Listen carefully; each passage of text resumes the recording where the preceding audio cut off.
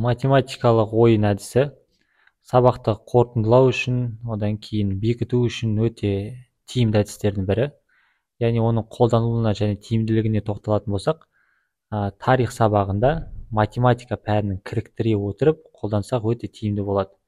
Мысалы, ойынның қалай ойналатынына тоқталсақ, мысалы 800 көбейтілген 2 азайту 143 деген есеп беріледі. Сол есепті оқушылар орнында отырып шығарады. Яғни шығарып болғаннан кейін бізде 1457 деген сан шығады. Оқушылар осы жылы қандай оқиға болды деген кезде тақырыпқа байланысты оқушылар жауап береді. Яғни Әбілқайыр хан ойраттардан жеңілді. Одан кейін тағы да келесі сан беріледі. Сол есепті шығарғаннан кейін 1465 деген сан шығады.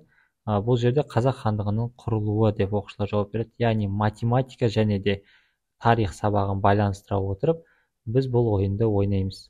Бір жағынан оқушылар есеп шығарады, екінші жағынан тарихи датаға сүйене отырып өз ойларын айтады. Бұл кіріктірілген сабақта қолдануға өте тиімді әдістердің бірі. Назар салып тыңдағандарыңызға рахмет. Каналға тіркеліп, лайк басып, колокольчикті басып қойыңыздар. Алдағы уақытта тағы да түрлі әдіс тәсілдерді салып сіздермен бөлісетін боламыз.